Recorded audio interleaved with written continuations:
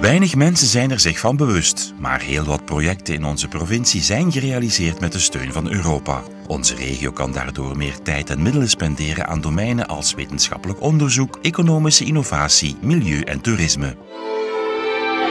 Landen als China en India worden economisch almaar sterker. Daarom is het belangrijk dat onze regio volop de kaart trekt van de creatieve economie. In Genk bestaat er sinds 2011 het FabLab. Dat is een afkorting van het Engelse Fabrication of Fabulous Laboratory. Een plek waar iedereen welkom is met een goed idee.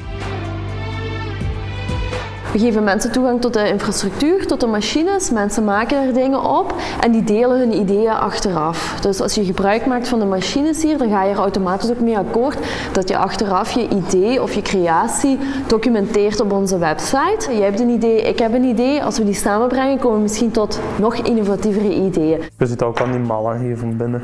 Als je dat niet goed ziet, er zitten zo aan die kleine bubbeltjes in. Ik ben FabLab manager en mijn rol is om iedereen te assisteren in alles wat ze doen. Dus van tekenen tot de effectieve uitvoering van het prototype. Het troeven van het FabLab voor mij is eigenlijk dat je er gewoon kunt binnenvallen. Dus je mocht gewoon een agenda kijken en kunt je er echt binnen gaan. En ook ja, het is redelijk nieuw allemaal. De technologie, als je het zo bekijkt, laser is toch wel een hype en ook 3D-printen. Dus dat is wel redelijk, dat past goed bij mijn richting, dat ik toch niet altijd terugval op het drukken. Van een blank stuk eik ga ik dit uitfrezen. Dat zou een klok moeten voorstellen, ja, met blaadjes er rond.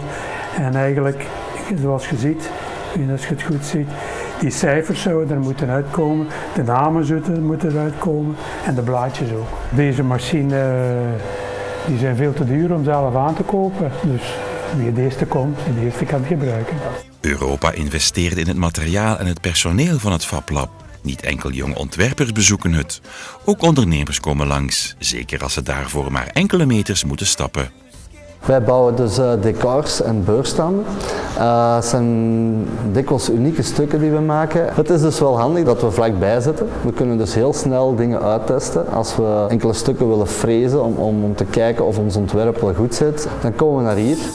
Creatieve, innovatieve business krijgt niet enkel in het FabLab een boost. C-Mindquip is een dienstencentrum dat startende en jonge creatieve bedrijven ondersteunt bij hun opstart en doorgroei. Zij krijgen coaching en huisvesting aan interessante voorwaarden. Europa investeerde mee in de infrastructuur. Creativiteit staat ook centraal in het Universal Design Woonlabo in Hasselt.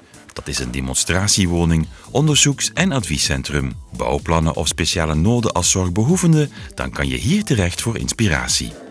De verlichting is aan. Het UD Woonlabo is goedgekeurd als een EFO-project en dat betekent eigenlijk dat we subsidies hebben gekregen voor de renovatie van het gebouw. Dus mensen kunnen effectief naar hier komen, kijken wat dat ons onderzoek gedurende de laatste jaren geweest is en hoe dat zijn woning kunnen realiseren, waar dat ze veel langer in kunnen blijven wonen, met focus op universal design.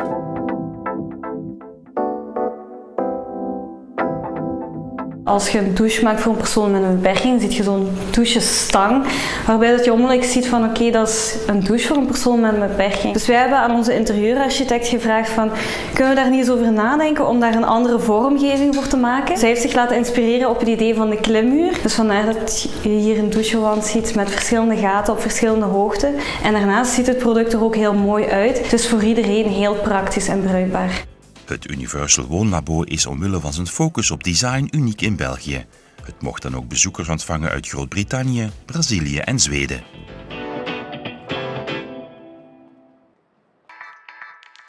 In de volgende aflevering kom je te weten hoe Europa helpt de werkloosheid in onze provincie te bestrijden.